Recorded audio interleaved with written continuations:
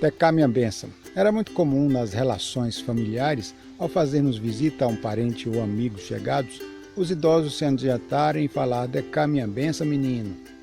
Mais para trás era normal a criança ter que pedir bênção reverenciando ao flexionar o joelho para dar mais força e respeito ao ritual.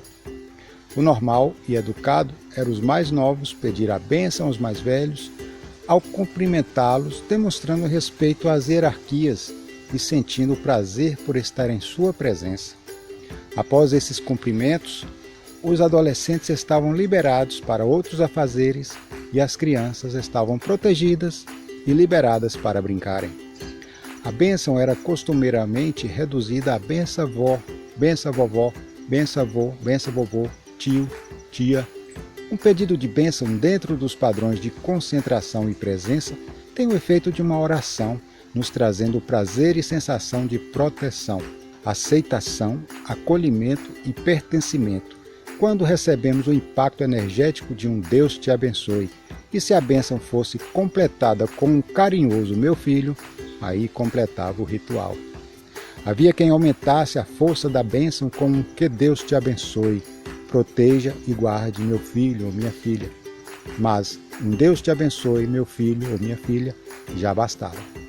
A força e o sentimento do pertencimento ao círculo familiar dá um sentido de proteção, amparo, amizade e relacionamento com certa intimidade, troca de experiências e relatos que podem ter a força terapêutica ao falar de problemas e preocupações com aqueles que sentimos mais abertos e próximos para confissões.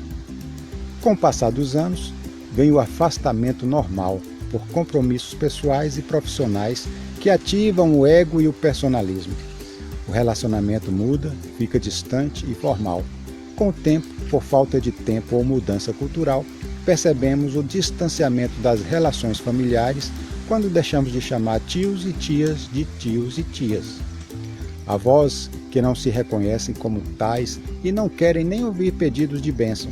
Consequentemente, o ato de pedir e dar a bênção vai desaparecendo. Isso dá o entendimento do distanciamento e falta de familiaridade. O que antes era parente próximo, agora passa a ser apenas um parente que dizemos "oi" por consideração, como fazemos com um conhecido. O que era saudável vira saudoso, memórias dos tempos de crianças e adolescentes.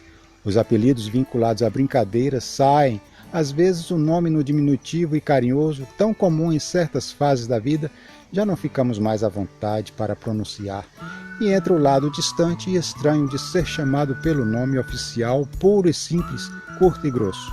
Pronto, foi construída a barreira pessoal e familiar, como a dizer em linguagem figurada: mantenha a distância, que não quero me mostrar a ti.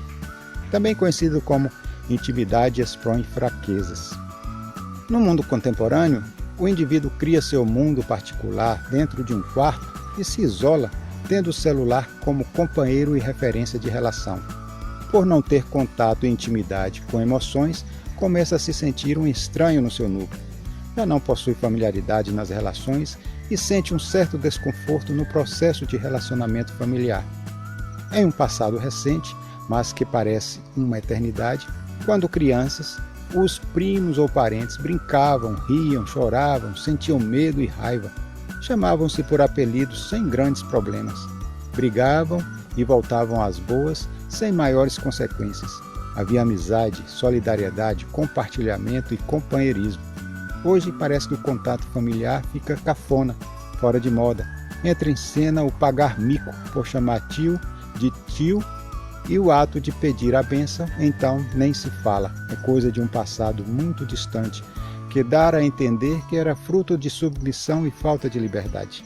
Assim, são pequenos e simbólicos movimentos que vão ficando para trás e não sabemos explicar por que nossa sociedade foi se deteriorando, ficando corrompida, doente, e a sensação de não pertencimento dos indivíduos se transformando em isolamento, depressão e tristeza, pela não percebida falta de base e referência para reverenciar.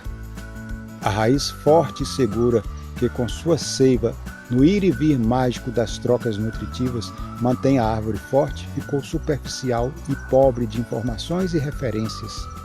Parece que estamos na era dos filhos de chocadeira, que acham que se bastam a si mesmos e não têm necessidade de ouvir e conhecer sua história, ou nem sabe que têm uma história, que são frutos dela, que carregam em si uma história para dar continuidade.